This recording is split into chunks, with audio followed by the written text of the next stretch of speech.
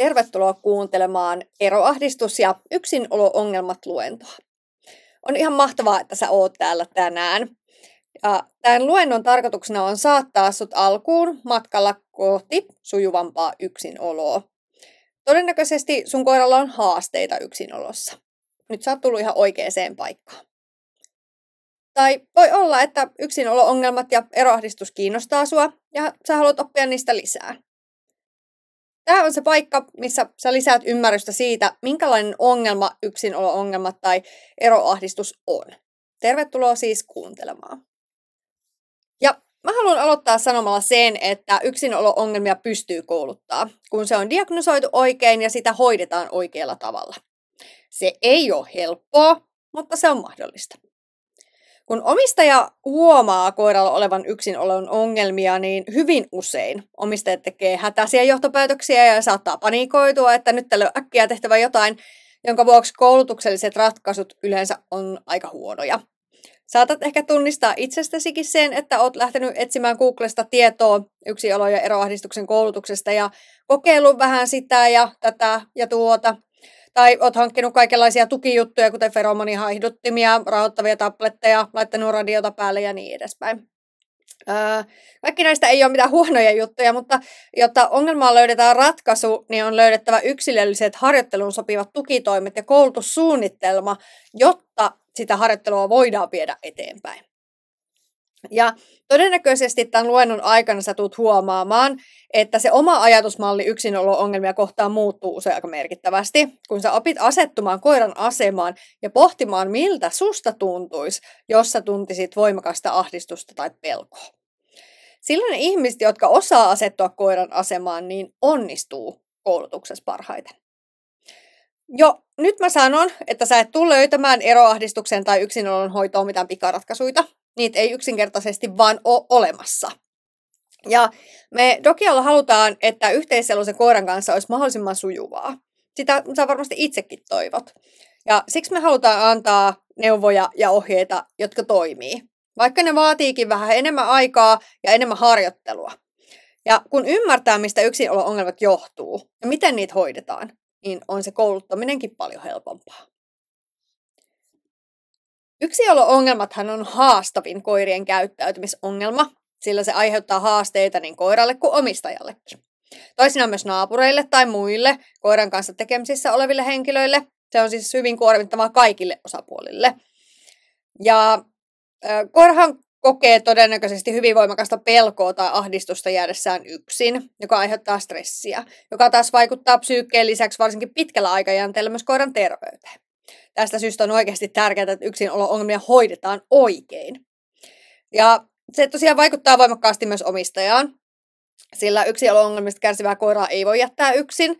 Se rajoittaa usein omistajan sosiaalista elämää. Se hankaloittaa niinkin yksinkertaista asiaa kuin kaupassa käyntiä, töissä tai opinnoissa käymisestä puhumattakaan. Ja naapurit saattaa olla hermostuneita koiran ääntelystä, mikä yleensä kasvattaa myös omistajan kuormitusta. Eli päästään semmoisen melkoiseen noidan kehään, josta on vaikeaa päästä ulos. Mutta tärkeää on se, että sä et jäisi yksin sun koiran yksinolohaasteiden kanssa, vaan että sä saisit riittävää tukea ja apua. Ja apua löytyy, kun sitä uskaltaa pyytää. Usein lähempää, kuin sä osaat arvatakaan. Ja siksi me täällä Dokialla halutaan olla just sun tukena tällä matkalla ja auttaa sinua ja sun koiraa.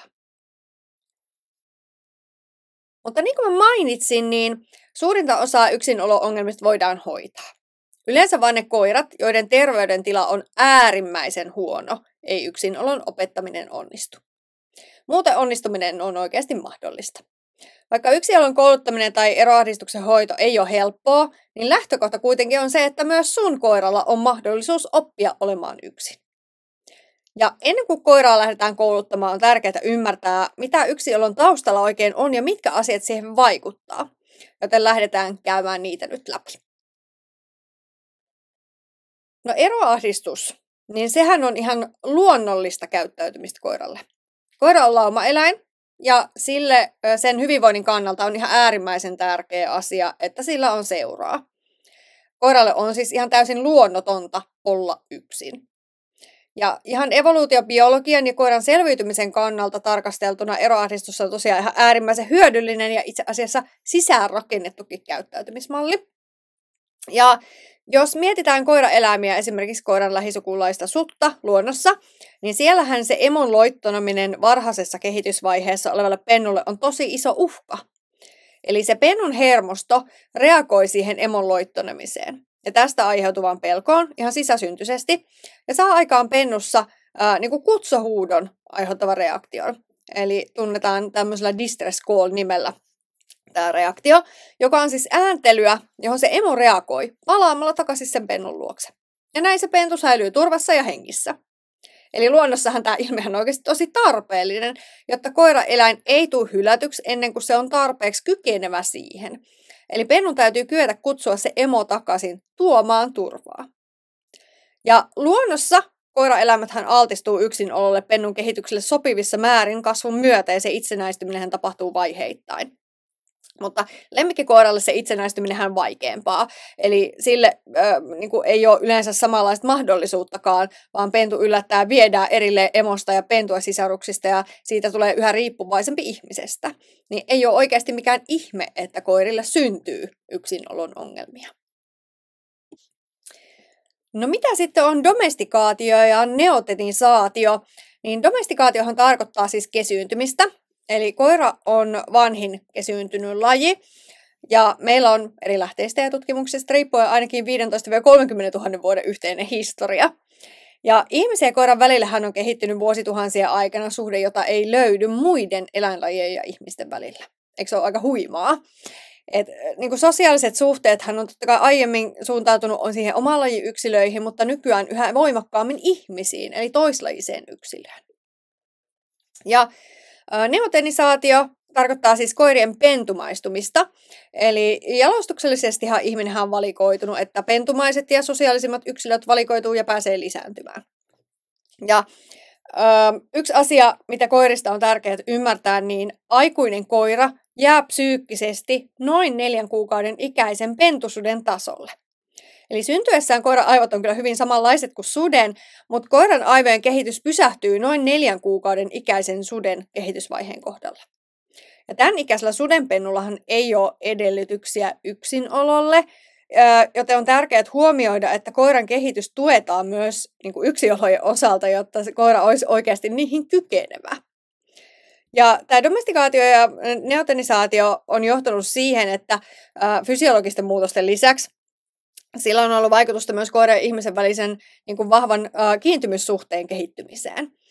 Ja tutkimusten mukaan koiran ensisijainen eroahdistuksen kohde onkin nykyään ihminen, sillä toisen koiran läsnäolo ei tyypillisesti helpota eroahdistuneen koiran oireita kuin hyvin harvoissa tapauksissa. No minkä takia koiralle sitten ilmenee yksinolon ongelmia? Onko koirassa jotain vikaa, kun sillä on yksinolossa ongelmaa, tai onko omistajassa jotain vikaa? Niin mä voin sanoa, että itseään ei kannata ongelmista soimata, sillä eroahdistukseen tai yksinolo-ongelmien syntyyn vaikuttaa tosi monet asiat. Yksi tärkein asia on tärkeää ymmärtää, että eroahdistus on tullut harmillisesti tosiaan kesyntymisen mukana, niin sanottuna kaupanpäällisenä olevana ilmiönä, kuten tuossa aiemmin puhuttiin noista koiran kesyntymisen asioista. Ja moni koiraomistaja tosiaan pohtii, että onko kyse joskus niin tämmöistä opettamattomuudesta tai ihan oppimisesta, että koira olisi oppinut. Tai että voiko koira olla tottunut tai oppinut ääntelemään yksin ollessaan, että se olisi vähän niin kuin se koiran juttu, mikä kuuluu siihen yksinoloon. Niin ei ole. Sillä käyttäytymisellä on aina funktio, eli syy. Kaikki käyttäytyminenhän vie energiaa. Et ei ole olemassa sellaista tilannetta, että koira tekisi jotain ihan vaan huvikseen. Kaiken käyttöksen niin kuin perimmäinen syy on sopeutua siihen ympäristöön, vaikka se saattaa äkkiseltään tuntua oudolta, että mitä järkeä yksinolo-oireilla ja peräulvomisella oikeasti on, niin kyllä, silläkin on tarkoituksensa. Ja tutkimuksissa niin kun eroahdistuksen oireiden voimakkuudella ja alkamisajan kohdalla on löydetty paljon niin kun yhteyksiä siihen, että minkä ikäisenä koira on tullut myös kotiin. Eli pentujen kokemuksilla tai itse myöskin niiden puutteella on totta kai vaikutusta. Esimerkiksi pentu, joka on ollut pidempään kasvattajalla, niin on saattanut jäädä paitsi monista hyödyllisistä sosiaalistamisvaiheen kokemuksista. Varsinkin jos pentu on yli 12 viikon ikäinen, kun se saapuu uuteen kotiin, niin se voi vaikuttaa itse asiassa tosi paljon. Että sillä on saattanut jäädä paljon sellaisia kokemuksia, mitkä vaikuttaa siihen yksin olemiseen. Tai jos pentu jätetään vastavuoroisesti yksin liian nopeasti liian pitkiksi ajoiksi ilman, että sitä pentua on kunnolla totutettu siihen yksinoloon, niin nämä asiat itse asiassa vaikuttaa tosi paljon. Tyypillisestihan yksinolo-ongelmat saattaa alkaa noin 2 viikon jälkeen sit pennun kotiutumisesta, jos pennulla alkaa. Sillä nämä ensimmäiset 2 viikkoa yleensä menee koiralla pennulla siihen tottumiseen. Ja omistaja saattaa huomata, että koirahan pärjää tosi hyvin yksin, eikä jatka sitä harjoittelua mitenkään systemaattisesti. Ylipäätään pentujenhan ei olisi suotavaa olla yksin yli 6 tuntia, ei edes itse asiassa mielellään yli 4 tunnin mittaisia aikoja. Ja tärkeää on, että se pennun siedättäminen siihen yksinoloon silloin pentuaikana tehdään sen yksilöllisen sietokyvyn mukaisesti, sillä kapasiteetti sen yksilön sietämiseen on tosi rajallinen ja jokaisella pennulla se on hyvinkin yksilöllinen. Eli se, että miten paljon kukin pentu sietää yksinoloa tai minkälaiseksi se yksinolo kokee, niin se on hyvin yksilöllistä. Että tähän ei voida antaa mitään suoria ohjeistuksia. No sitten genetiikka myöskin vaikuttaa. Koirallahan on oltava alttius, jotta ne ongelmat puhkee. Eli genetiikalla on oma roolinsa ja rodut, jotka on jalostettu olemaan lähellä ihmistä ja enemmän niin kuin ihmisen seurana, niin niillä ja on geneettinen alttius olemassa siihen. Eli esimerkiksi itsenäisimmillä koiraroduilla niin on paljon harvinaisempaa, että niillä ilmenee yksinolo-ongelmia, mutta toki voi esiintyä myös niillä. Ja kun tutkittiin itse genetiikan vaikutuksia, niin koirilla, joilla ilmenee eroahdistusta, niin ne on usein tosi pelokkaita muutenkin, ja ääniarkoja, myös tämmöinen alusta-arkuus on liitännäinen yleensä samaan kategoriaan, eli tiedetään myös, että genetiikalla on oikeasti paljon vaikutusta. Ja tämän takia esimerkiksi kasvattajillakin on iso rooli yksinolo-ongelmien ehkäisyssä. No sitten kodin vaihtamisesta. Koirat, jotka vaihtaa kotia, no nehän ensinnäkin saa kokemuksen hylätyksi tulemisesta, eli tärkeän ihmisen läheisyyden menettämisestä, joka voi olla oikeasti tosi pelottavakin kokemus. Ja toki kodin vaihtamiseen tietysti voi liittyä myöskin se, että minkä takia ongelmia ilmenee, niin onko syy kodin vaihtamiselle se, että sillä on yksinolo-ongelmia. Eli ne turvallisuuden tunteen puutteet vaikuttaa hyvin kokonaisvaltaisesti. Ja kodin vaihtamiseen tietysti liittyy myös esimerkiksi muutto, joka voi laukaista yksinolo-ongelmaa, kun ne tutut ja turvalliset asiat siellä koiran ympärillä muuttuu. Eli muutokset kodissa, ympäristössä, niin ne vaikuttaa aika paljon. No sitten kokemuksilla on totta kai myös vaikutuksensa. Muutokset siellä koiran arjessa vaikuttaa. Esimerkiksi kesälomien jälkeen on aina meillä kouluttajilla piikki yksinolo-ongelmissa, samoin joululomien jälkeen. No sit voi esimerkiksi koira pelästyä yksinolon aikana. Esimerkiksi yhden asiakkaan koiralle oli puhjennut yksinolo-ongelma, kun asiakkaan koira oli pelästynyt, kun naapuri oli käynyt paukuttamassa ovea.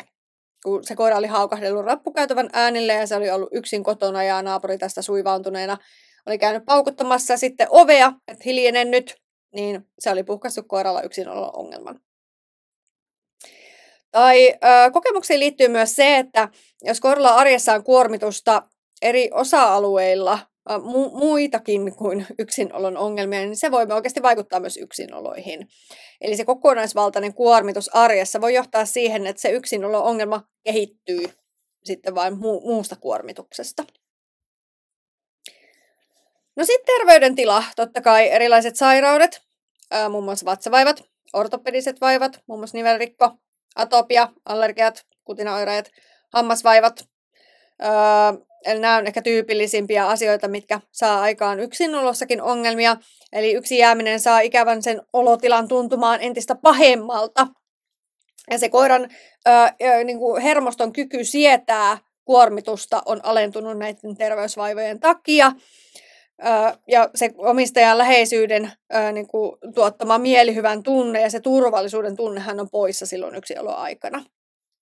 Niin nämä terveydentila vaikuttaa merkittävästi. Ja noin 80-90% yksinolo-ongelmista kärsivistä koirista, niin niillä ilmenee jotain terveysvaivoja. Mutta ne ei välttämättä ole siis suoraan yhteydessä siihen itse ongelmaan, mutta usein kuitenkin on. Siksi me esimerkiksi eroahdistusklinikalla tehdään asiakkaalle aina kattava terveyskysely ja epäillään aina terveysvaivoja. Ja puhutaan näistä itse asiassa vähän myöhemmin lisää. Mutta toinen terveydentilaan liittyvä asia on vanhojen koirien Alzheimer, eli tämmöinen cognitive dysfunction, mikä siis aiheuttaa oireita varsinkin yli 10-vuotiailla koirilla. Ja tämä on semmoinen, mikä aiheuttaa siis opittujen taitojen unohtamista. Eli jos oireet alkaa koiralla vasta ehtoopuolella, niin voidaan epäillä tätä. Tämä on semmoinen asia, mitä kuitenkin voidaan helpottaa lääkityksellä, joka parantaa sitä elämänlaatua. Mutta tämmöinenkin voi vaikuttaa, varsinkin jos on iäkkäämmästä koirasta kyse. Ja yksi asia, minkä mä haluan ottaa teidän kanssa puheeksi, on se, että omistajat kokee usein tosi paljon painetta ulkopuolelta, syyttäviä sanoja, kommentteja, katseita. Niin tämähän ei niinku yhtään auta eroahdistuksen hoidossa eikä se ongelmanratkaisussa. Sun omaa oloa helpottamaan mä haluan sanoa sen, että ihan oikein eroahdistuksen, jos puhutaan kohta lisää, niin sen puhkeamiseen ei vaikuta se, että koiraa ei olisi koulutettu pentuna, koska kyseessä on geneettiset asiat, johon sä et ole voinut vaikuttaa. Jotain toki ympäristössä tapahtuu, että se ongelma puhkee, mutta siihen ei ole välttämättä pystytty vaikuttaa tai siihen pystytty ennakoimaan. On oikeasti siis tärkeää, että sä oot itsellesi vähän armollinen, sillä useinkaan taustalla ei ole syynä se, että ei ole osannut kouluttaa yksinoloa tai ei ole kiinnittänyt huomiota oikeisiin asioihin. Kaikkea ei tarvitse tietää, kaikkea ei tarvitse osata ja on ihan äärimmäisen hienoa, että sä oot täällä juuri nyt oppimassa lisää ja etsimässä niitä keinoja, joiden avulla sitä muutosta saadaan. Yksinolo-ongelmia ja eroahdistustahan on tutkittu aika paljonkin. Tässä on muutamia tutkimuksia yksinolo-ongelmista tai niihin liittyen, ja sä et ole oikeasti yksin näiden yksinolo-ongelmien kanssa. Suomalaistutkimuksen mukaan jopa 17% koirista kärsii tai kokee ahdistuneisuutta ollessaan yksin, eli melkein joka 6. koira.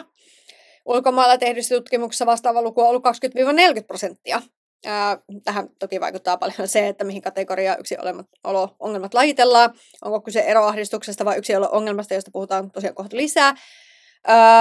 Ja pelkoon ja niin kuin äänipelkoon tällaisilla koirilla tavataan tyypillisemmin. Eli jos koiralla ilmenee muitakin pelkotiloja, niin silloin on todennäköisempää, että myös se yksinolokin pelottaa. Eli näillä on liitännäisyyttä. Ja yksi asia, mikä on aika mielenkiintoinenkin yksinolo-ongelmissa, jos puhutaan näistä oireista, niin totta kai suurin osa eroahdistuneista koirista tai yksinolo-ongelmista kärsivistä koirista seuraa omistajaa, mutta itse asiassa niin tekee myöskin niin kuin puolet koirista, jolla ei ole yksinolo-ongelmia tai eroahdistusta. Ja tämä asia on oikeasti tosi mielenkiintoinen. Tosiaan kun mietitään niitä oireita, että jos se oma koira on perskärpäinen ja seuraa se on joka paikkaan, niin se saattaa kuitenkin osata levätä rennosti yksin ollessaan, eikä se tuota mitään ongelmaa. Eli tämä ei suoraan ole selkeä oire, mutta hyvin todennäköistä kylläkin. Ja koiramaailmassahan puhutaan jonkin verran tämmöistä hyperkiintymyksestä, joka ehkä on enemmän semmoinen niin kuin kasa opittuja käyttäytymisiä, jotka johtuu yleensä vaan puhtaasti siitä, että omistajilla on vaan koiralle tarjota jotain mieluista ja omistajien lähellä tapahtuu koiralle miellyttäviä asioita. Tämä voi toki niin kuin liittyä myös oksitosiinin, eli hyvän olohormonin välittäjäainetoimintaa aivoissa, mutta tästä ei vielä tiedetä ihan tarpeeksi. Ei ole tutkittu niin paljon. Ja mielenkiintoista on itse myös se, että ahdistus kohdistuu enemmän ihmiseen kuin toisen koiran puuttumiseen yksinolo-aikana, johon vaikuttaa nimenomaan se kesyntyminen, eli domestikaatio.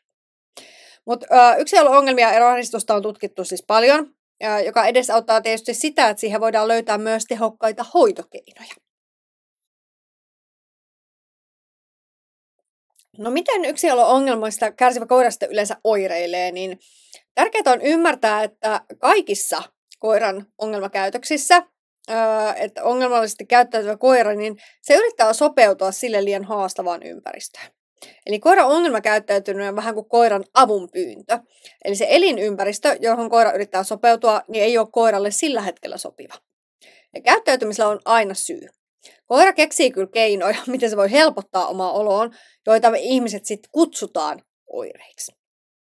Ja eroahdistuksen ja yksilö-ongelmien tyypillisimpiä oireita on ulospääsy teihin ja sen ympäristöön kohdistuva tuhokäyttäytyminen, eli ovenkarmit saattaa näyttää aika karmeilta, koira saattaa hyppiä oveen vasten, se saattaa yrittää paeta ovien ja ikkunoiden kautta.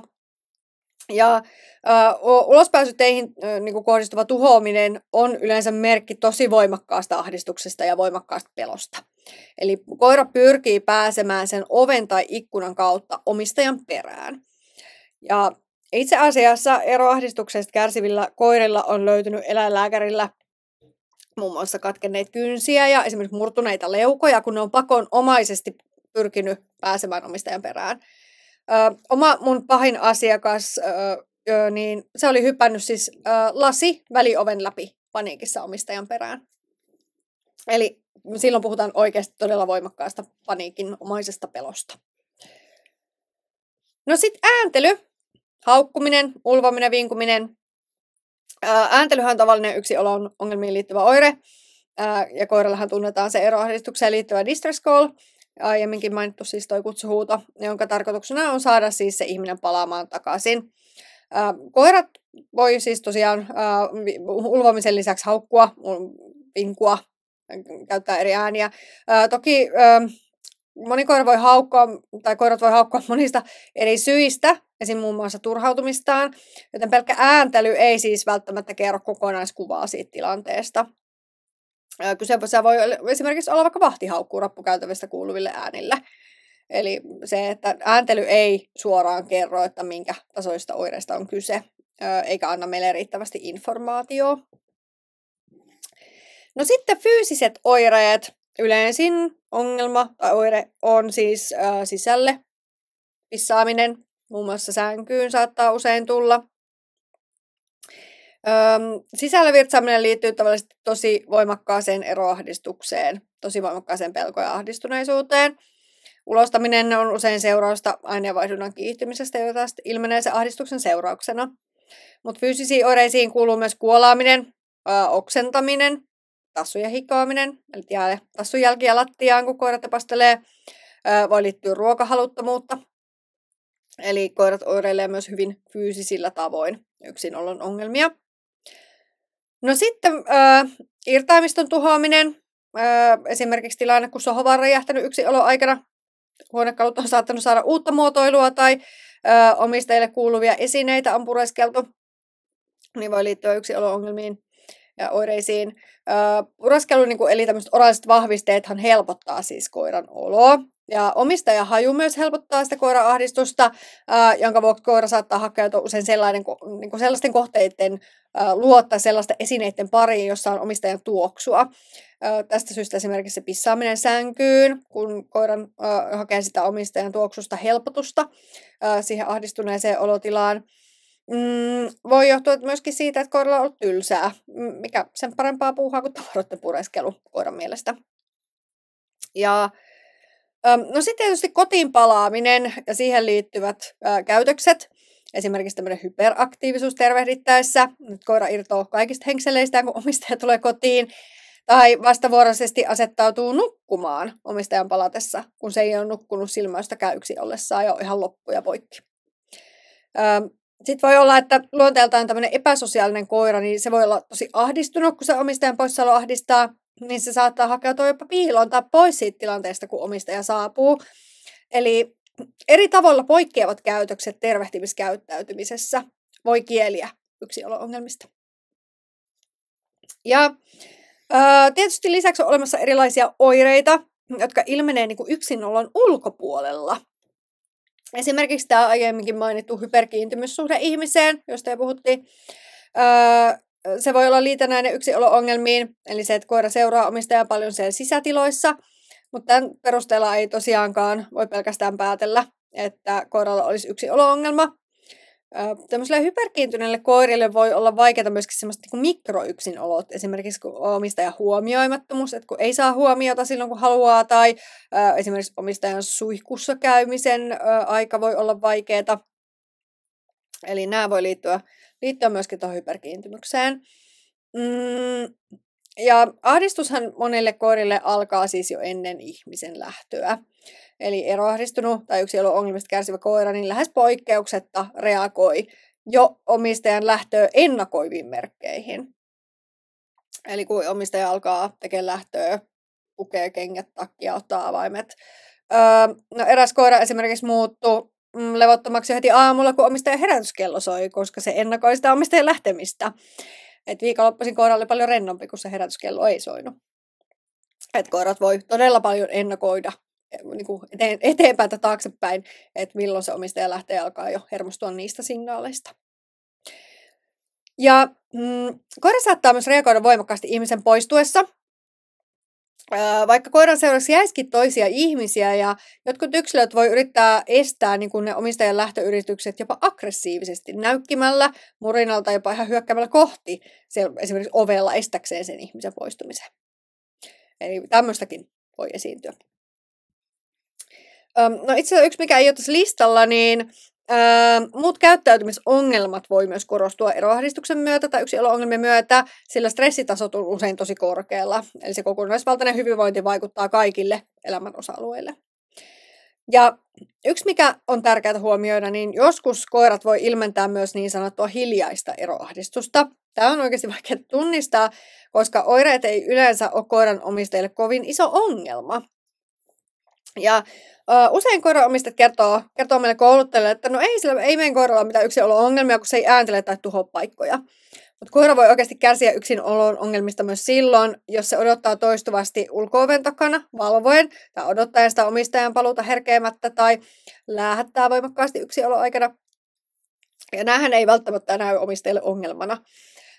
Yhdenkin koiran hiljainen eroahdistus selvisi sillä, kun joka kerta, kun omistaja oli poissa, niin ulko-oven vieressä oli iso kuololammikko, kun se koira oli läähättänyt niin paljon stressaantuessaan siitä yksiolosta.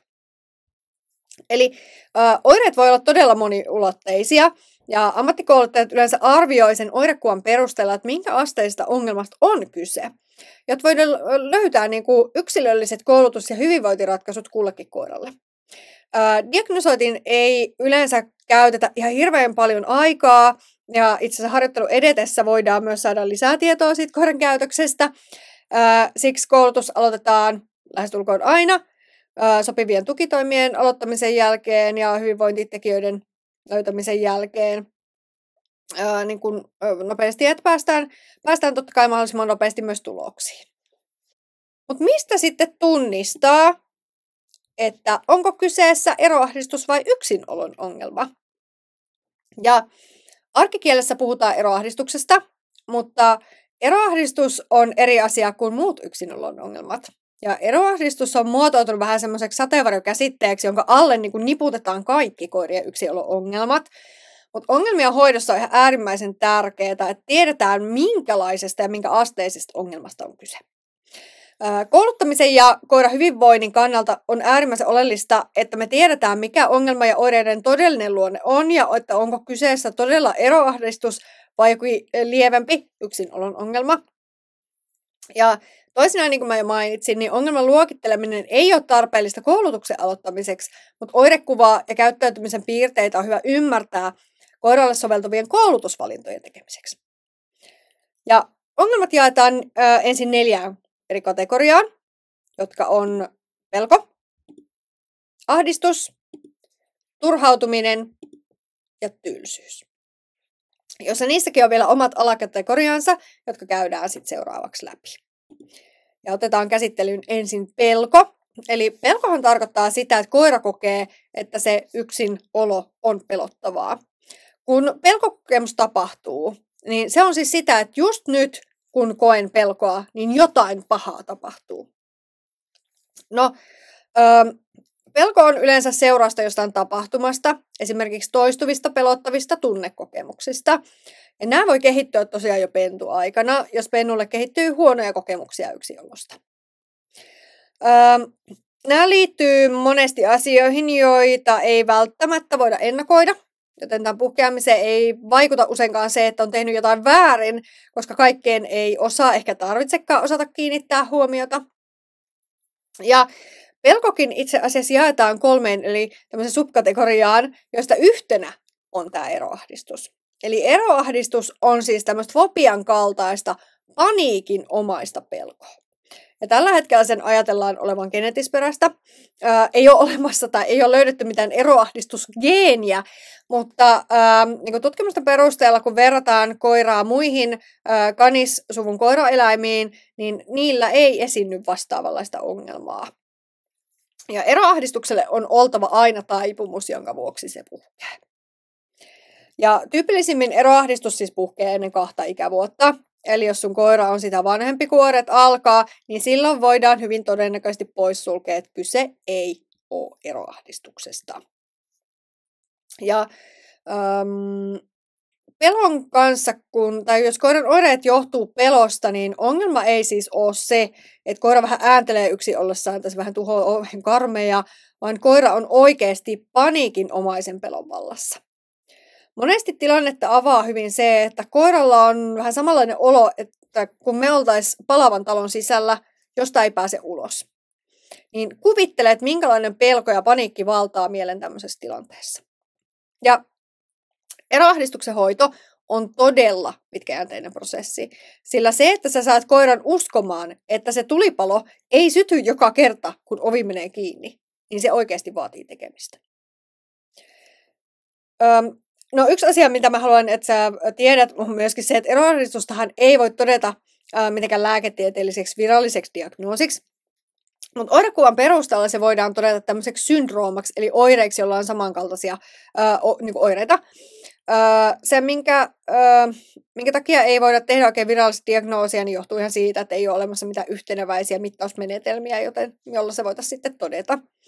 Mutta eroahdistuksessa tyypillistä on se, että se suuntautuu usein yhteen ihmiseen taloudessa. Eli jos käytös ilmenee yleensä yhtä ihmistä kohtaan perheessä, niin voi olla mahdollista, että tällä on kyse eroahdistuksesta, mutta ei kuitenkaan aina. Aina on poikkeuksia. Tämmöiselle koiralle yleensä niin perheenjäsenten läsnäolo tai muu ihmisseura ei välttämättä lievitä sitä koiran hätää. Ja usein niin eroahdistuneilla koirilla myös hoitoon jääminen voi olla vaikeaa.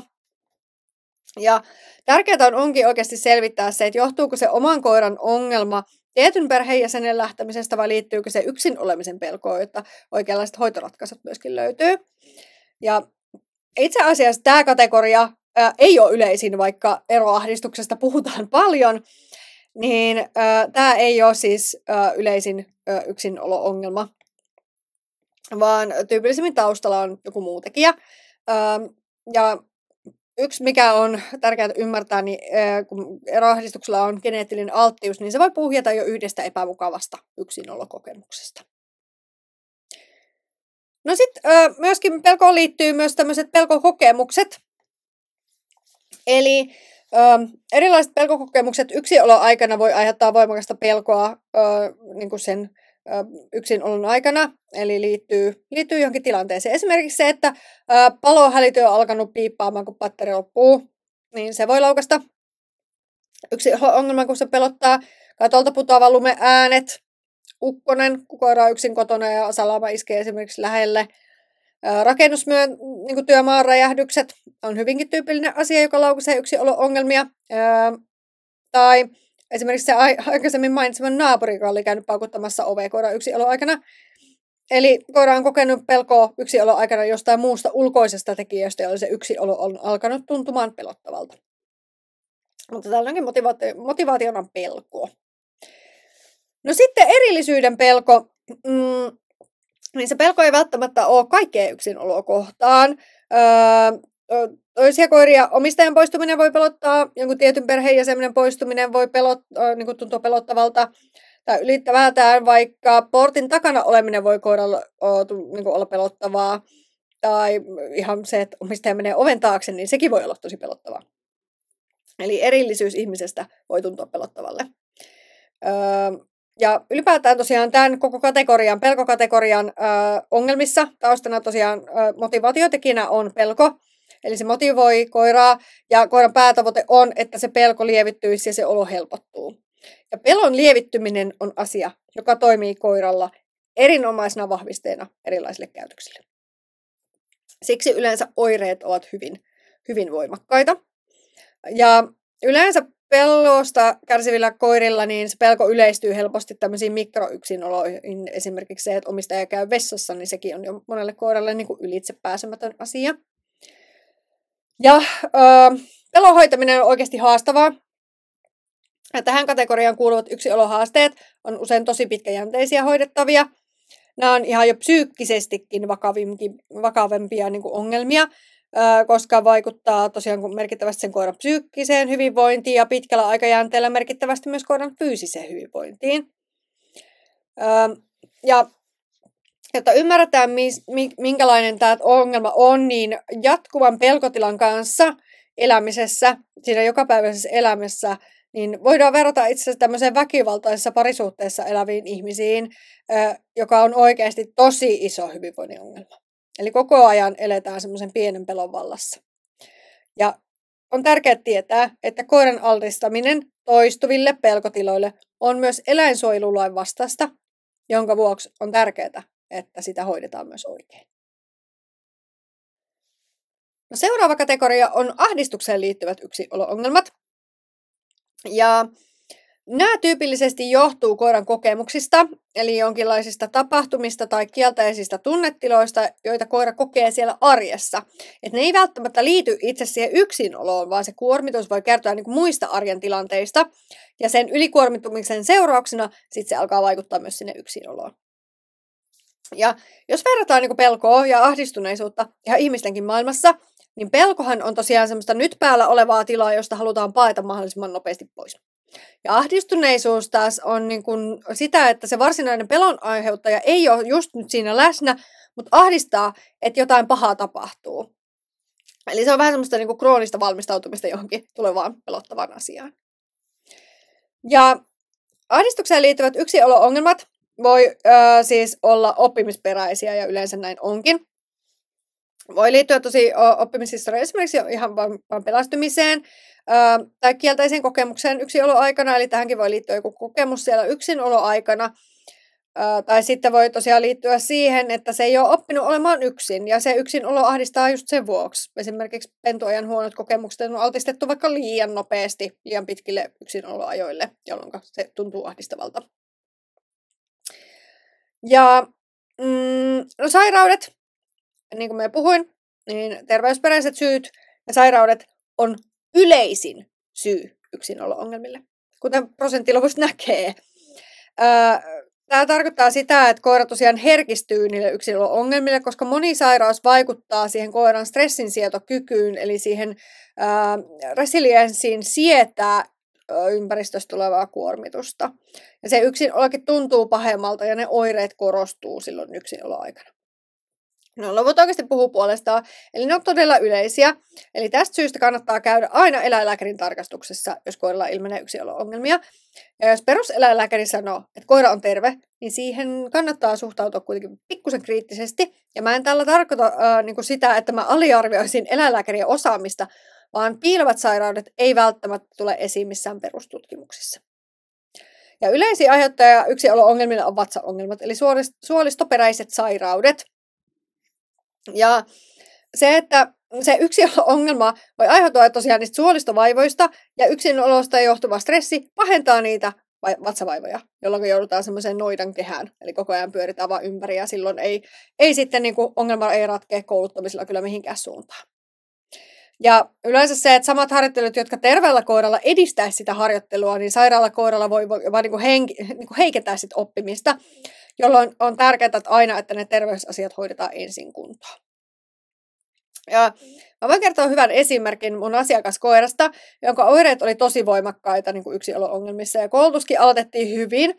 Ja koulutus lähti jo vähän etenemään, mutta se ei niin kuin kunnolla lähtenyt missään vaiheessa käyntiin. Ja se koira oli käynyt peruseläinlääkärin tarkastuksessa ja eläinlääkäri oli todennut sen koiran olevan kunnossa. Mutta mä passittiin sen koiran eläinlääkärin. Ja siitä syystä, kun mä sanoin, että tämä koulutus ei etene, jolloin siellä on oltava sisäisesti joku tekijä, mikä estää sen oppimisen. Ja täällä eläinlääkärin tutkimuksessa koiralta löytyi vakava suolistotulehdus, ilman että oli havaittavissa mitään ulkoisia merkkejä tästä. Ei ollut ripulaa, ei oksentelua, ei liikkumisessa poikkeavaa. Eli aina kannattaa epäillä niitä terveysperäisiä vaivoja. Ja varsinkin jos harjoittelussa on kausittaista vaihtelua ja eteneminen pysähtyy johonkin tiettyyn pisteeseen asti, esimerkiksi vaikka tuntiin tai 2, jonka jälkeen harjoittelu tökkää, niin usein kyse on terveysperäisistä asioista. Eli jos harjoittelussa ei ole mitään muutosta, mutta koira muuttuu, niin silloin on syy siellä terveyspuolella. No sitten kolmantena tällä ahdistuskategoriassa on tämä erillisyysahdistus, joka muistuttaa siis pelkoa, mutta on kuitenkin ahdistuneisuutta. Koiran käytöksessä siis ei ole havaittavissa mitään voimakkaita pelkoeläitä, vaan koira niin kuin vaan ulvoo vaan. Ja tämä johtuu tyypillisesti siitä, että siellä koiran niin kuin muilla elämän osa-alueilla muodostuu stressiä, eli se elinympäristö on koiralle sopimaton, jonka takia se koira ylikuormittuu ja se ongelma purkautuu sitten yksinolon ongelmana. Ja tätä tilaa voidaan verrata siihen, että koira on vähän kuin teepannu liedellä, että joka kuumetessaan sitten tarpeeksi alkaa kiehua yli ja alkaa viheltää. Eli se, että sitä painettavaa ulkopuolelta tulee liikaa, niin se yksinolokin tuntuu pahalta. Ahdistuneisuuteen liittyvät yksinolo-ongelmat, niin nämä on hyvin usein hyvinvointiperäisiä. Esimerkiksi se, että sosiaalinen aikabudjetti ei ole täyttynyt, eli tämä on jokaisella koiralla sellainen niin kuin, yksilöllinen asia, eli se, että miten paljon hän saa viettää sosiaalista vuorovaikutusta niin kuin, oman lajin tai ihmisen kanssa. Eli se aikabudjetti, mitä koirat päivittäin pitäisi saada viettää, niin se ei täyty. On paljon stressiä, joka kertyy kokonaisvaltaisesta kuormituksesta.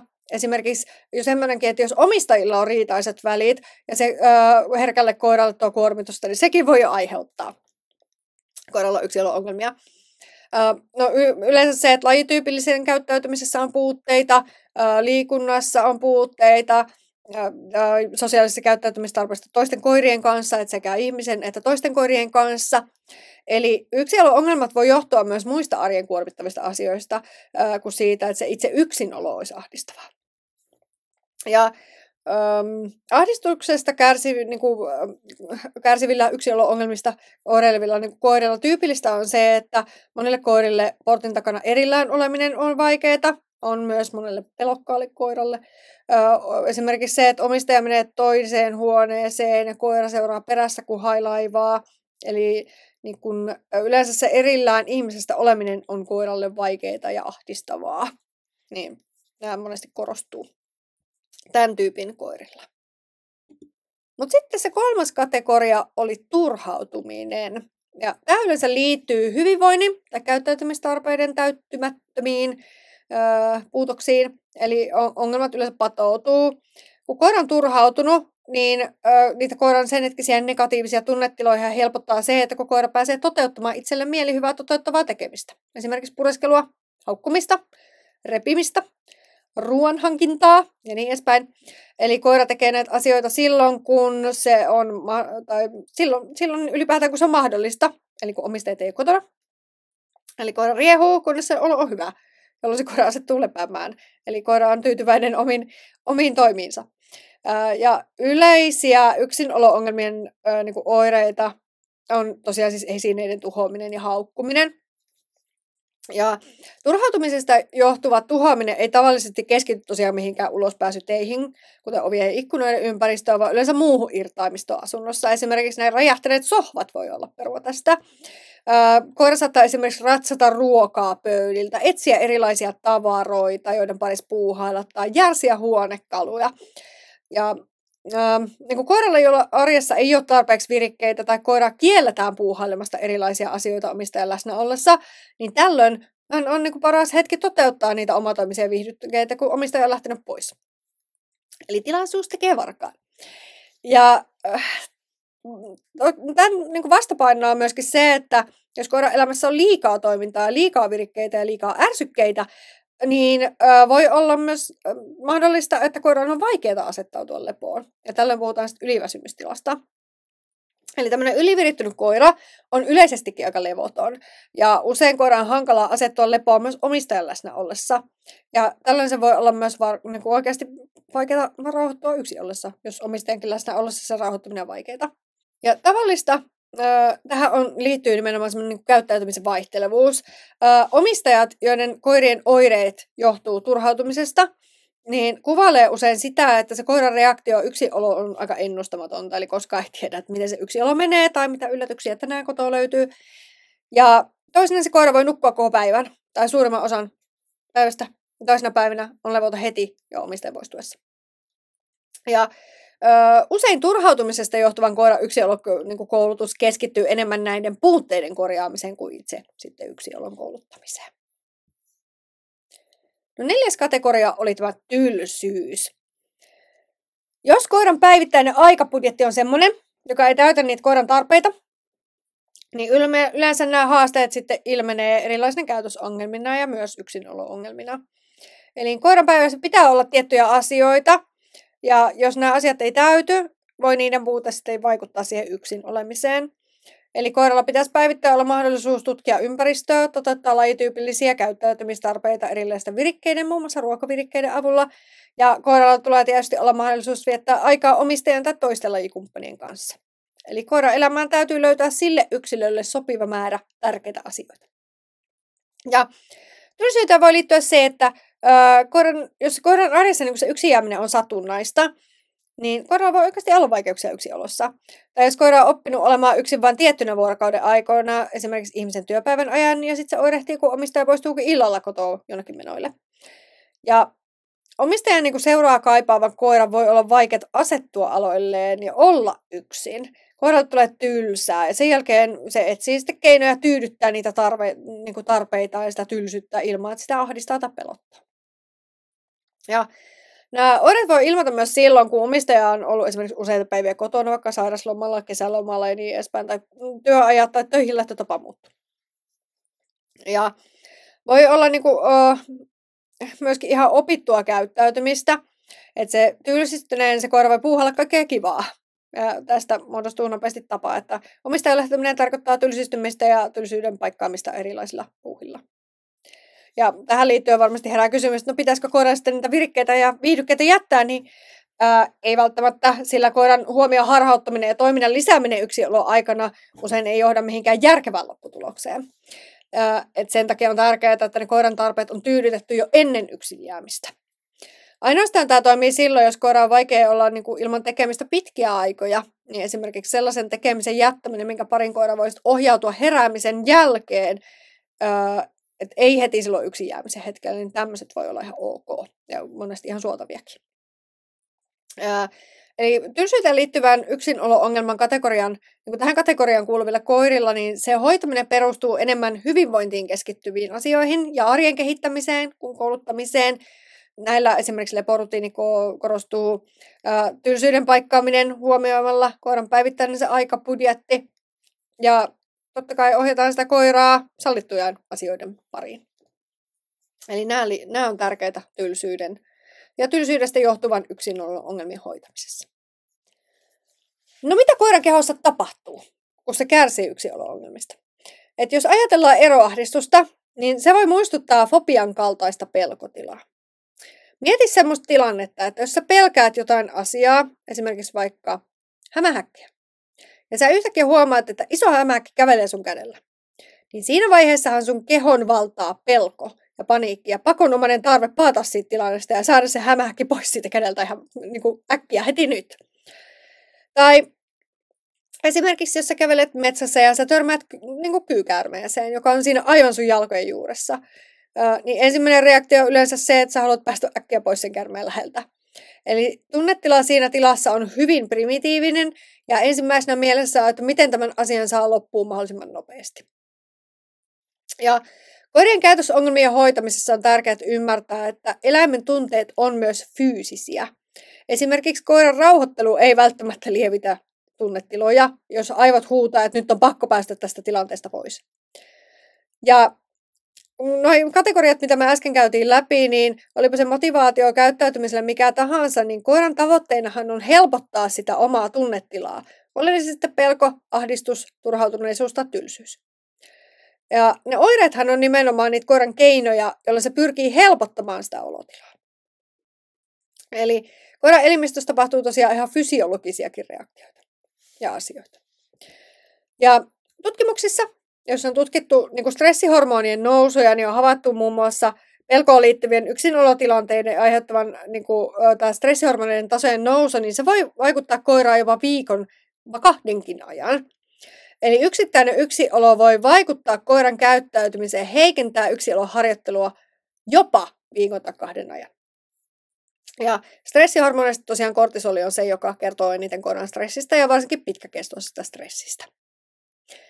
Toinen huomio on se, että endorfiini eli mielihyvä hormoni on sellainen, jota erittyy, kun koira pääsee tervehtimään kotiin saapuvaa omistajaa. Ja tietysti aiheuttaa helpotusta koirassa, ja koira voi pyrkiä pakkomielteisesti saamaan sen omistajan takaisin, sillä haluaa lisää näitä mielihyväkokemuksia, eli tämmöisiä endorfiiniryöppyjä. Eli toisin sanoen niin koiran saattaa muodostua semmoinen niin ihmisiin oireisiinkin verrattava päihderiippuvuus siitä omistajan palaamisesta. Ja ootko joskus ihmetellyt, että miksi koira rapsuttaa itseään, kun sä palaat kotiin? Niin koiran elimistöön vapautuu muiden hormonien erityksen ohella myös histamiinia, joka aiheuttaa kutinaa, joka saa koiran rapsuttamaan itseään. Eli tärkeää on ymmärtää, että eroahdistus ja sen oireet ei ole vain käytösperäisiä oireita, vaan ne vaikuttaa fysiologisella tasolla ja aiheuttaa fysiologisia reaktioita siellä kehossa. Eli yksinolo-ongelmien hoidossa ei muuteta pelkästään ulkoista käyttäytymistä, vaan kokonaisvaltaisen koulutuksen tavoitteena on muuttaa koiran tunnetiloja ja näitä fysiologisia reaktioita, eli hermoston kykyä sietää yksinolosta aiheutunutta kuormitusta, joka vaatii oikeasti aikaa.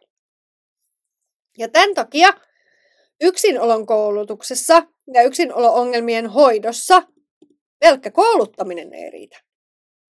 Koiran kouluttaminenhan ei nykypäivänä ole vaan sitä, että koiralle opetettaisiin uusia taitoja tai kuten ennen tehtiin, niin estettiin tai pyrittiin vähentämään pelkästään ei-toivottujen käyttäytymisen esiintyvyyttä.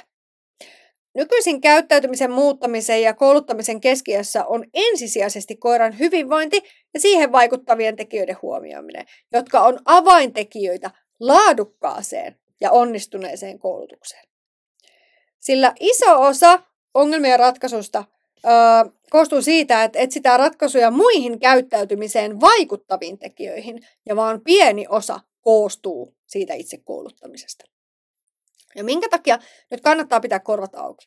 Vaikka saattaa kuulostaa todella turhauttavalta, eikö näillä ei ole mitään tekemistä kouluttamisen kanssa, ja mä haluan vaan nyt nopeasti päästä kouluttamaan, anna nyt niitä vinkkejä sinne, niin huomiota kannattaa kiinnittää erityisesti hyvinvointitekijöihin sen takia, että ongelmakäyttäytyminen on tavallisimmin seuraus muista ongelmista ja yleensä hyvinvointiongelmista. Jos koiran käyttäytymiseen halutaan pysyvää muutosta ja koulutuksessa halutaan tuloksia, niin ongelmia pitää ratkoa oikeassa järjestyksessä. Ja ensimmäinen askel on huolehtia siitä, että sun koira on terve. Terveysvaivat on salakavalia ja usein omistaja ei tunnista niitä. Terveysongelmista kärsivä koira voi oireilla yksin olemisen ongelmilla ja siitä huolimatta leikkiä paljon, syödä hyvin, hyppiä ja käyttäytyä omistajan mielestä täysin terveen, normaalin koiran tavoin. Ja siksi mä suosittelen lämpimästi koiran kokonaisvaltaista terveystarkastusta käyttäytymiseen erikoistuneella eläinlääkärillä. Eli suhtaudu kriittisesti, jos koiran väitetään olevan terve, niin teen minäkin. Dokion eroahdistusklinikan ensitapaamisella kaikki saa täytettäväksi terveyskartoituksen, jossa on pitkä listaus terveysoireista, joita tarkkailla koiralla. Ja miksi tehdään näin, niin kipeän koiran kouluttamisessa ei ole mitään järkeä. Oppiminen on todella hidasta ja yleensä koulutus ei etene ollenkaan, ettekä koskaan pääse eroon siitä ongelmasta, jossa yrität hakata päätä vaan seinään. Joten sen takia on tärkeää, että terveyspuoli hoidetaan ensin kuntoon tai ainakin tarkistetaan, että se ei ole esteenä koulutukselle. No sitten on tärkeää, että ne koiran tarpeet tulee tyydytetyksi. Ja jos mietitään, että mitä tarpeita koiralla on, niin siellä on niitä perustarpeita, joihin kuuluu ravinto. Eli ravinnon pitää olla laadukasta, sen pitää olla koiralle sopivaa. Sen määrän pitää olla koiralle sopiva. Ruokailukertojen määrä pitää olla sopiva. Koiran ruoan pitää olla maistuvaa. Esimerkiksi nirsoiluhan ei ole normaalia ja koirassa oleva ominaisuus. Se on aina oire jostain. Ruoan pitää olla lajityypillisesti tarjoiltu koiralle. Se hopeatarjottimella nenä eteen tarjoltu ruoka ei ole siis koiran lajityypillinen tapa syödä. Tärkeää olisi koiralla se, että se saisi etsiä, kaivaa, järsiä ruokaa niin, että ruokailu kestäisi mahdollisimman pitkään. No perustarpeisiin kuuluu totta kai myös lepo. Koiran unen tarvehan on 12-16 tuntia vuorokaudessa, eli koiran tulee nukkua yöunien lisäksi myös päiväsaikaa ja sen päälle vielä lepäillä, eli noin 80% koiran päivästä. Koiran tulisi olla vaaka-asennossa tai passiivisen tekemisen parissa. Ja palautuminen on tärkeää niistä päivän aikana tapahtuvista kuormituksista, ja jos palautumista ja lepoa ei ole riittävästi, niin se vaikuttaa tosi kielteisesti koiran oppimiseen. No sitten ulkoilu ja liikunta. Pitää olla tietysti koiralle riittävä määrä, riittävän usein ja sopivassa ympäristössä.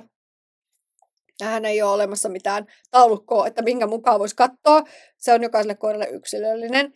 Mutta sen ulkoilun ja liikunnan tulisi pitää sisällään paljon sitä ympäristön tutkimista, haistelua, kaivamista, kiipeilyä. Ulkoilua ei koskaan tule ajatella vain pissattamisena tai tarpeiden tekoon liittyvänä asiana, vaan ulkoilun tulee olla koiralle mielekästä ja sen määrä ja laadun tulee vastata niitä koiran tarpeita. No fyysisiin tarpeisiin kuuluu ympäristö, minkälainen ääni, haju ja muu ärsykemaailma siellä on. Jos ympäristössä on jatkuvasti koiraa kuormittavia asioita, eli koira ylikuormittuu jo pelkästään ympäristöärsykkeistä, niin se voi estää tai ainakin hankaloittaa yksilön kouluttamisen prosessia.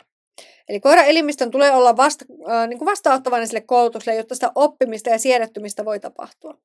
Ja mitä nämä ärsykkeet voi esimerkiksi olla, niin ääniärsykkeet, että siellä on paljon meteliä, esimerkiksi lapsiperheessä voi olla liikaa ääntä ja tapahtumaa, hajuärsykkeistä, että siellä on vaikka tuoksukynttilät voisi olla ehkä yksi hyvä esimerkki muusta ärsykemaailmasta. Ulkoa kuuluu paljon ääniä, rappukäytävästä kuuluu paljon ääniä, esimerkiksi nämä.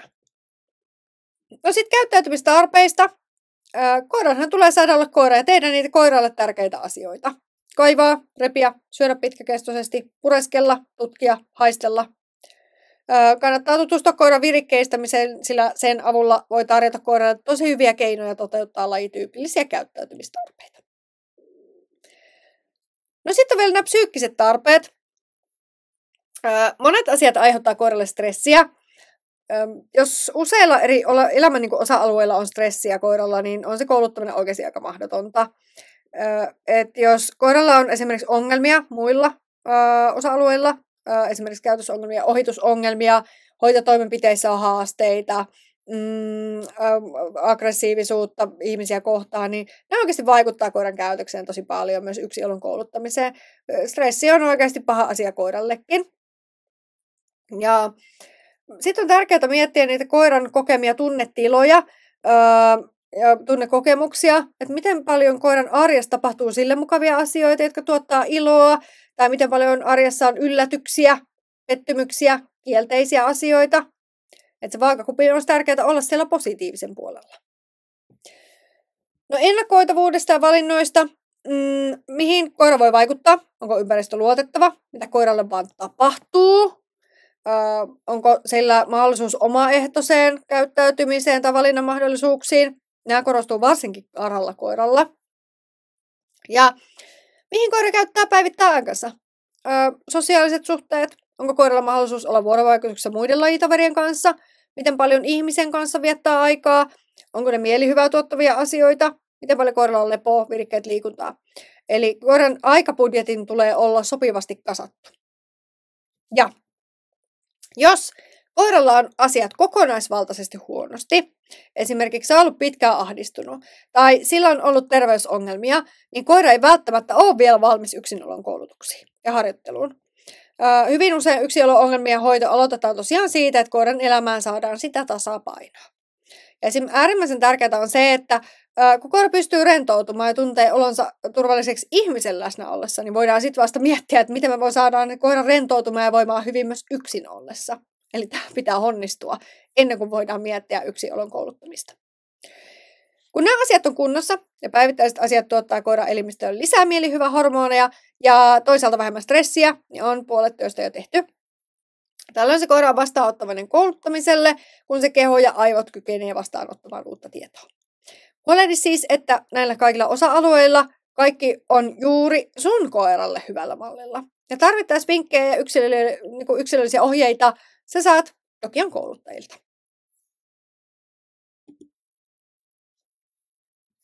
No mitä tukitaitoja koira sitten tarvii?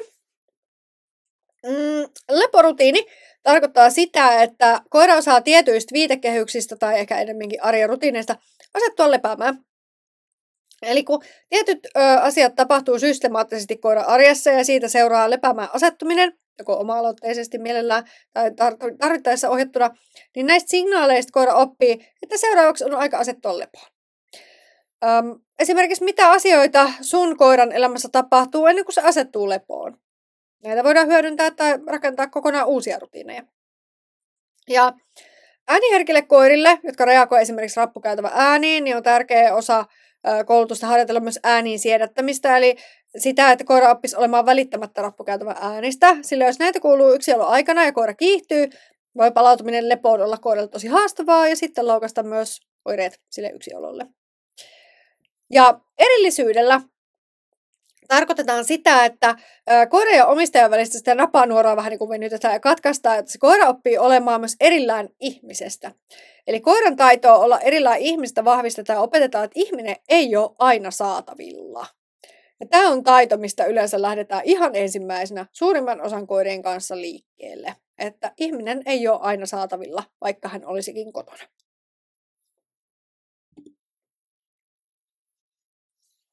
No sitten nämä tukitoimet. Jotta koira voisi olla turvallisin mielin yksin kotona, niin tärkeää on etsiä koiralle yksilölliset turvallisuuden tunnetta lisäävät tukitoimet.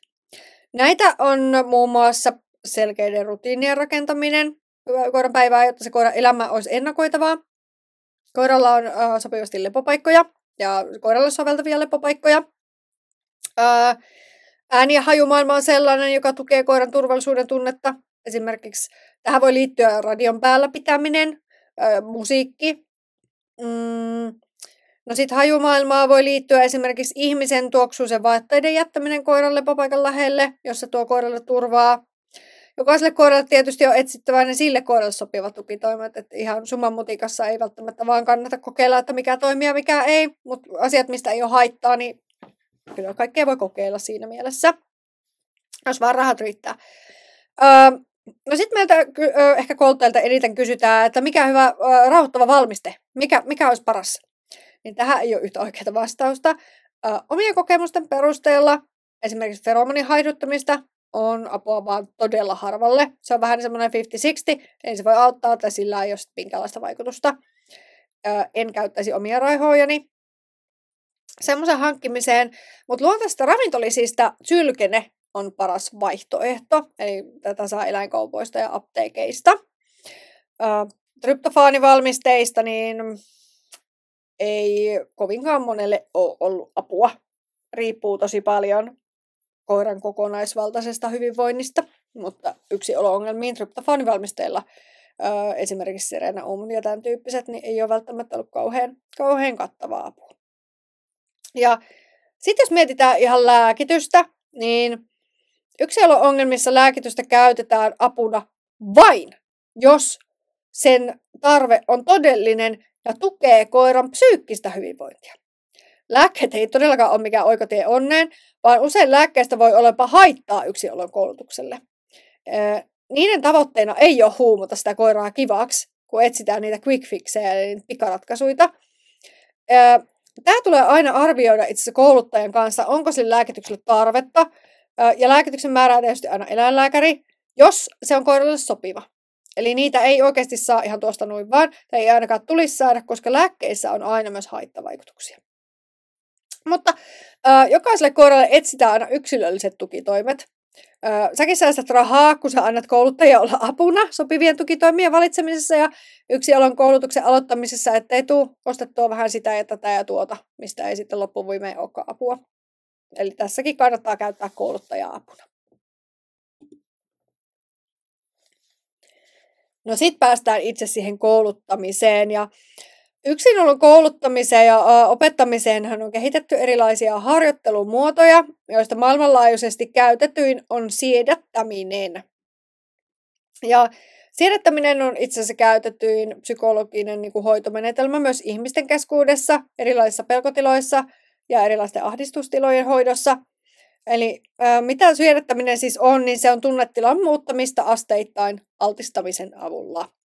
Ja siedettämisprotokollaan kuuluu niin kuin hermostuttavien asioiden rajaamista sekä erilaisia toistoja, ovesta poistumisia ja palaamisia, joiden välissä on tauot. Ja se harjoittelu koostuu siis siitä, että harjoittelutoistoissa tehdään koiran huomion herättäviä asioita, eli puhutaan tämmöistä vaikutteista, joita toistetaan sellaisella intensiteetillä, joka ei aiheuta koirassa vielä ahdistumista tai pelkoa, ja tämän jälkeen, kun siitä ei seuraa koiran ennakoimaa niin kuin sitä jännittävää, pelottavaa tai ahdistavaa asiaa, niin oikeanlaisella koiran tasoisella altistamisella, niin se johtaa siedättymiseen. Lisäksi on tarkoitus, että lähtöön liittyvät asiat alkaisi koiran elimistöä valmistamaan myöskin asteittain kohti sitä lepoa. Eli ihmisen lähtöön liittyvät toimet pitäisi olla koiralle merkki siitä, että ahaa, en pääse mukaan, mutta nyt on aika käydä lepäämään. Ja mä sanon, että tämä ei ole helppoa, sillä sen tason rakentaminen on tehtävä jokaisen koiran yksilöllisen osaamistason ja tunnetason mukaisesti. Yksinolon kouluttamisesta tai ylipäätään koiran ongelmalliseksi koetun käyttäytymisen muuttamisesta on mahdotonta laatia mitään yleispätevää ohjeistusta, joka toimisi jokaisen koiran kohdalla. Koska koiran käyttäytyminen on aina yksilöllistä, minkä vuoksi niitä koulutusratkaisuja on yhtä paljon kuin on koiria. Eli harjoituksista ensinnäkin pitää tehdä riittävän helppoa, jotta koiraa ei altista pelolle tai ahdistukselle, mutta sopivassa määrin kuitenkin koiraa haastavia toistoja. Ja koulutuksen tavoitteena on siis kasvattaa sitä koiran luottamusta siihen, että se ihminen tulee aina takaisin, eli arvausta siitä tulevasta. Milloin ihminen tulee takaisin? Eli se, että se koira voi olla niin kuin levollisin mielin sen ajan. Eikä vaan miettiä, no milloin se tulee, vaan se, että hei, minulla on turvallinen olo, odotan täällä leväten siihen saakka, kunnes omistaja tulee. Ja vaikka harjoittelutoistot, niin kuin mä sanoin, on jokaisella koiralla yksilöllisiä, niin se kuitenkin noudattaa tietynlaista koulutusprotokollaa. Ja ensinnäkin se, että harjoitteluahan ei tehdä joka päivä, sillä koiran elimistö tarvitsee myös aikaa palautua, eli harjoittelua tehdään vain 4-5 päivänä viikossa, ja 2-3 päivää on sitten vapaapäiviä siitä harjoittelusta. Ja tämä on omistajillekin usein aika kiva, että ei tarvitse olla ihan joka päivä harjoittelemassa. No toinen asia on se, että alkuun toistomäärät on suuria. 8-10 harjoitustoistoa per harjoitus on määrä, jotta siellä harjoittelussa on riittävästi tehoa. Eli se harjoittelu pitää sisällään erilaisia toistoja, jotka on asteeltaan semmoisia superhelppoja koiralle, mitkä ei aiheuta minkäännäköisiä tunnetiloja. Sitten vähän helppoja, sitten semmoisia keskivaikeita.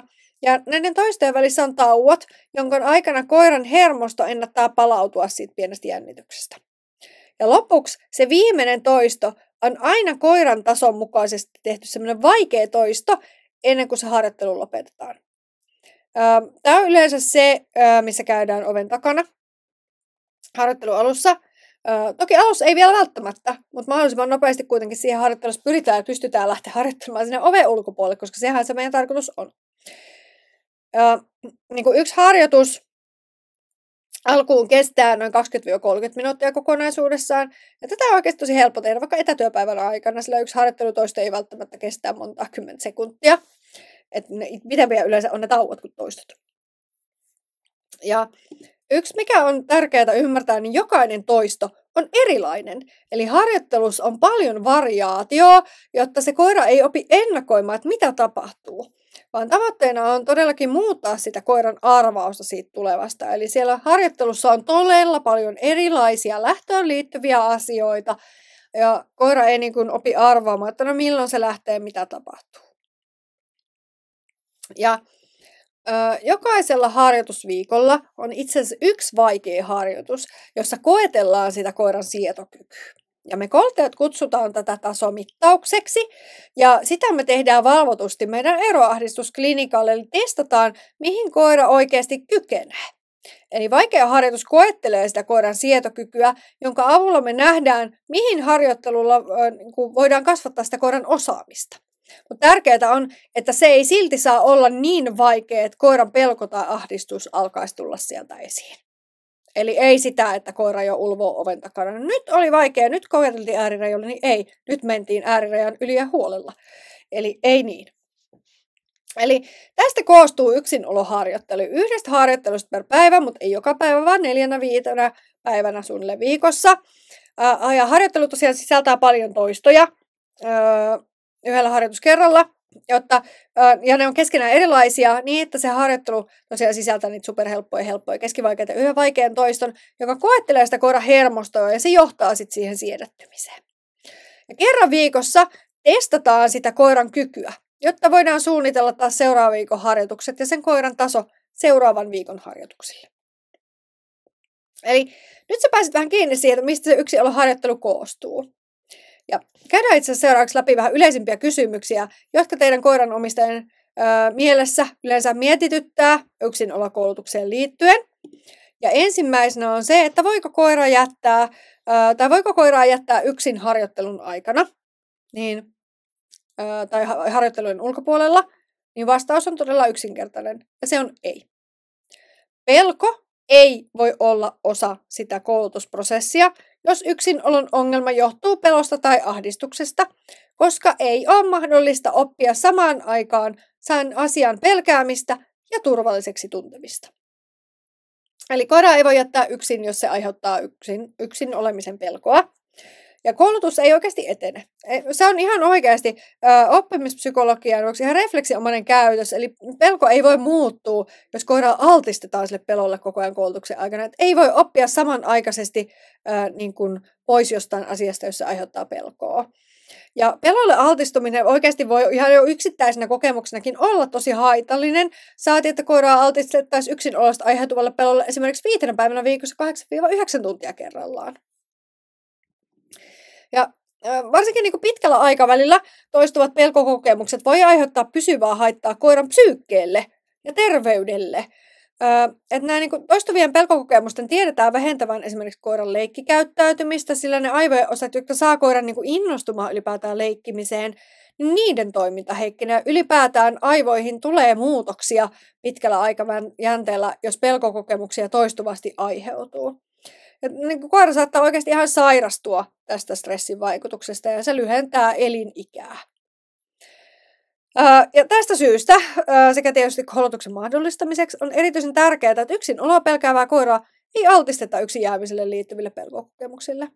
Sama koskee koiraa, jonka ongelmat johtuu ahdistuksesta, eli ahdistukseen liittyvistä yksinolo-ongelmista, niin ei ole mahdollista oppia samanaikaisesti olemaan ahdistumatta asiasta, jos koiraa altistetaan sille toistuvasti tai edes yksittäisiä kertoja. Ja me ammattikouluttajat, meistä ei yksikään halua kertoa yhdellekään omistajalle, että tämä on välttämätöntä onnistumisen kannalta, mutta ei me voida valehdellakaan. Pelkoa ja ahdistusta ei voi opettaa pois, jos sille altistuu. Eli yksiolohharjoittelun tulee tapahtua tilanteessa ja ympäristössä, jossa koira ei koe pelkoa tai ahdistuneisuutta lainkaan koko prosessin aikana.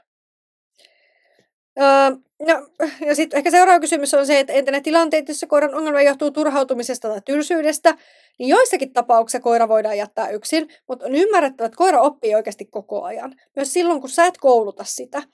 Eli ainakin alkuun yksinolot näissäkin tilanteissa voi olla tosi tarpeellista lopettaa, jotta sitä kielteistä oppimista ei tapahdu ja saadaan se koulutusprosessi alkuun. Eli prosessin toteuttaminen ei välttämättä ole mahdollista, jos koira oppii koko ajan vääriä asioita. Mutta näiden hoito lähtökohtaisesti onkin siis tylsyydestä ja turhuudesta johtuvien ongelmien hoito onkin nopeampaa, joten se ei vaadi yleensä niin suuria järjestelyitä myöskään omistajalta.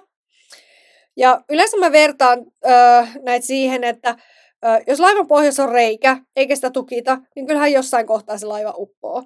Vaikka ihan miten lujaa sä yrittäisit äyskäröidä sitä vettä pois, niin kyllä jossain kohtaa sitä vettä vaan niin paljon, että laiva uppoaa. Ja jokainen, joka haluaa onnistua eroahdistuksen tai yksinolo-ongelmien koulutuksessa, löytää myöskin sopivat hoitomahdollisuudet. Ja tämän haluan sulle sanoa, että älä huolehdi siitä, koska ratkaisu löytyy kyllä. Ja miksi me halutaan kannustaa hoitomahdollisuuksien etsimiseen johtuu siitä, että me halutaan huolehtia myös siitä, että omistaja nauttii myös siitä omasta elämästä ilman sitä koiran jatkuvaa läsnäoloa. Hoitoratkaisuja on oikeasti tosi paljon, älä siis vaivu epätoivoon, vaikka tämä mun paasaus saattaa siltä kuulostaakin, koska me halutaan auttaa sinua löytämään oikeasti ne sopivat hoitoratkaisut, jotta sinä pystyisit elämään kohtuullisen normaalia arkea sen koulutusprosessin aikana. Ja tässä itse asiassa sulla on muutamia ideoita niihin hoitoratkaisuihin. Yleensä ratkaisu ja apu löytyy naapurista. Naapurissa saattaa asua joku työtön, kuka on kotona. Eläkeläinen, jotka on varsinkin kotona. Pitkät päivät. Joku etätyötä tekevä. Toinen koiran omistaja. Kenties semmoinen, kellä on samaa ongelmaa. Voitte olla apuna toisillenne. Naapuri on oikeasti yleensä se paikka, mistä löytyy, koska sinne se koira on myöskin tavallaan omien menojen osalta helppo kuljettaa. Niin täältä kannattaa kysyä aina ensimmäisenä. Sukulaiset, työkaverit, tuttavat, ystävät.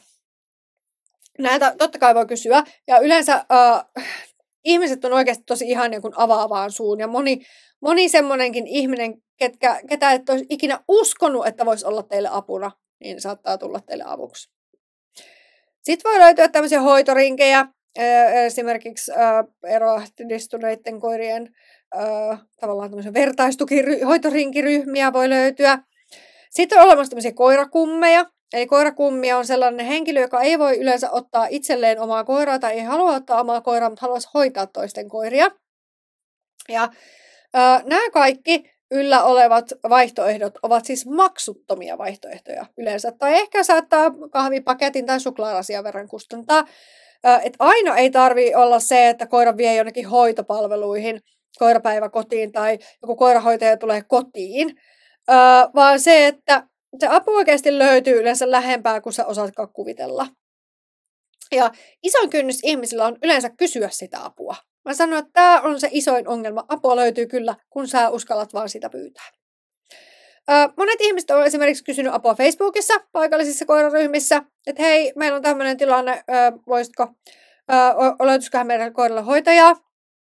Tai monet laittaa kerrostalon rappuun ilmoituksen, että pahoittelut, että koiramme ongelma tai ääntelee yksin ollessa ja hoidamme ja työstämme asiaa. Haluatko auttaa? Niin täältä voi löytyä tosi nopeasti apua.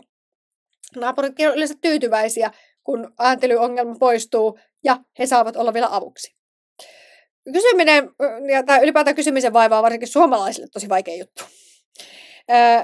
Ei se hoitopaikan löytyminen, usko pois. Ja no seuraavaksi tietysti varmasti sun mielessä on ehkä kysymys, että miten kauan tämä yksin ongelmien hoitaminen kestää. No, kuten mä jo aikaisemmin mainitsin, niin yksinolo-ongelmiin ei ole olemassa pikaratkaisuja. Jos kyseessä on joku lievempi yksinolo-ongelma, esimerkiksi turhautumisesta johtuva, niin ongelma voi ratketa oikeasti jopa muutamissa viikoissa. Mutta kun kyse on pelosta tai ahdistuksesta johtuva yksinolo-ongelma tai eroahdistus, niin keskivertoisesti koulutus vie kuukausia. Yleinen keskiverto on 4-10 kuukautta, haastavimmissa tapauksissa 1-2, joka yleensä johtuu siitä, että taustalla on vakavia terveysmurheita, jotka tulee saada hoitotasapainoon ennen harjoittelun aloittamista tai sen edistämistä.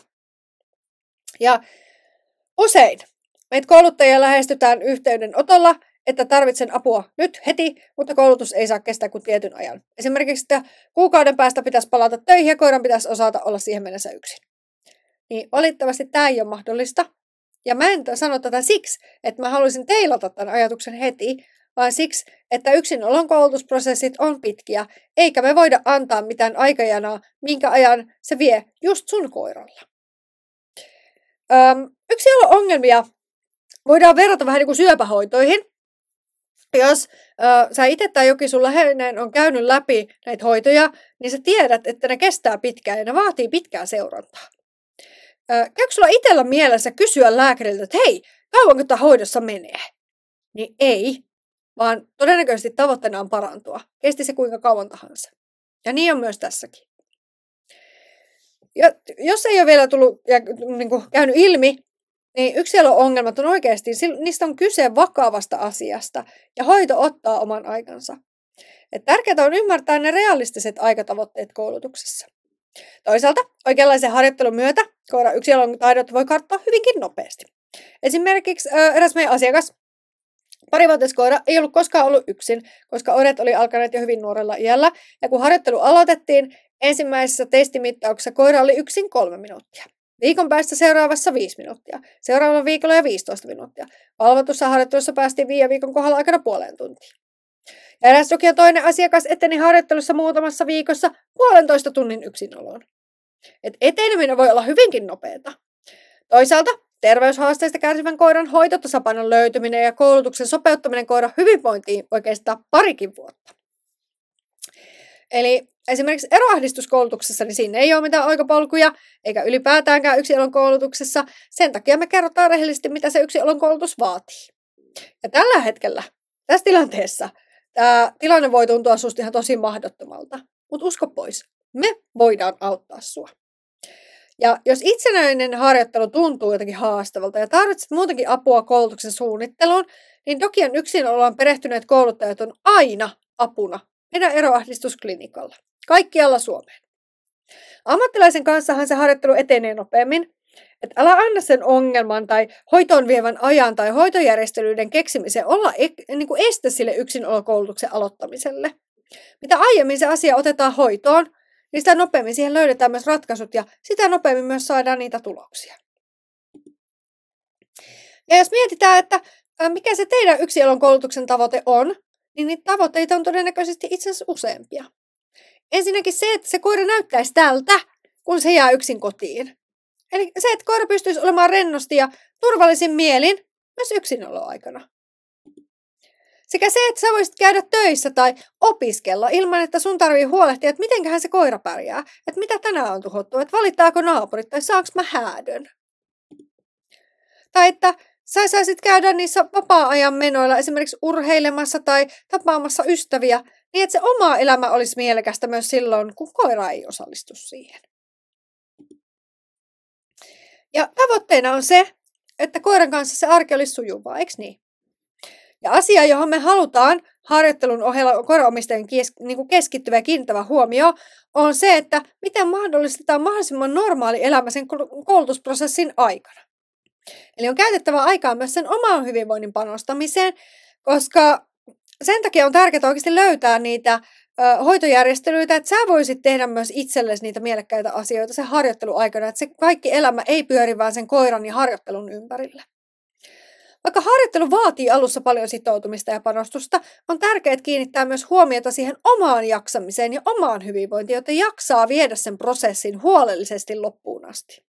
Ja jos tuntuu, että yksinolon koulutus tuntuu ihan ylitse pääsemättömältä yksin, etkä edes tiedä, että mistä sä edes aloittaisit, niin me Dokiolla ollaan sun apuna ja tukena.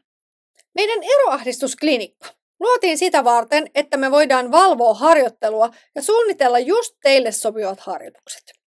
Nykyaikainen eli moderni eroahdistuskoulutus tapahtuu täysin etänä, koska kouluttaja ei luonnollisestikaan voi olla läsnä kotona, kun koiran kanssa harjoitellaan yksinoloa. Koulutuksen aloituksessa me käydään läpi se teidän tilanne kokonaisvaltaisesti, sillä me paneudutaan jokaiseen asiakkaaseen tarkoin ja saat koulutussuunnitelman harjoittelun aloittamiseksi. Ja jatkokäynneillä me seurataan sitä teidän koulutuksen etenemistä viikko kerrallaan niin, että me testataan koiran taso aina niissä tapaamisissa ja viilataan sitten sitä harjoittelua just sellaiseksi, että se koulutus etenee mahdollisimman tehokkaasti. Eli me luodaan sulle valmiit koulutussuunnitelmat, joita sun on helppo noudattaa. Ja jos susta tuntuu, että harjoittelun suunnittelu tuntuu haastavalta, niin anna meidän tehdä se sun puolesta. Usein myös jo tuki, mitä harjoittelun kouluttajalta saa, on todella iso asia. Kaikkea ei tarvitse tietää, kaikkea ei tarvitse osata. Koiran omistajalla on usein tosi isot odotukset ja harjoittelu saattaa tökätä siihen, kun ei pääse etenemään, niin silloin viimeistään on tärkeää pyytää apua. On ihan eri asia tehdä harjoittelua ammattilaisen kanssa, kuin itse pohtia, että teenkö mä varmasti asioita oikein. Siksi kannattaa varata aika kouluttajille nyt. Mutta jos itsenäinen harjoittelu sopii sulle parhaiten, niin siinä tapauksessa eroahdistusverkkokurssi on se, mikä sopii sulle parhaiten. Yksinharjoittelua tosiaan voi tehdä myös ihan itsenäisesti, sillä eroahdistusverkkokurssi on laadittu just omatoimisen harjoittelun tukemiseksi. Vaiheittainen harjoitteluohjelma auttaa sua etenemään itsenäisesti kohti tavoitetta. Jokaisessa koulutusohjelmassa on esimerkkiharjoituksia, joiden avulla sä voit suunnitella sopivia harjoituksia sille omalle koiralle sopivaksi. Koska sä oot ollut nyt kuuntelemassa tätä meidän kattavaa yksinolo-luentoa, joka on myös osa meidän verkkokurssia, niin sä saat meidän eroahdistusverkkokurssiin alennettuun hintaan koodilla yksin kotona. Muista kirjoittaa koodi isoilla kirjaimilla ja yhteen, niin sä saat hyödynnettyä alekoodin verkkokurssiin ja aloitettua itsenäisen harjoittelun kohti sujuvampia yksinoloja saman tien. Eli jos itsenäinen harjoittelu tuntuu susta omimmalta, niin harjoittelu kannattaa aloittaa nyt. Kiitos, että kuuntelit. Toivottavasti me saadaan olla pian sun apuna sun koiran yksinolohaasteissa ja matkalla kohti sujuvampaa koira-arkea.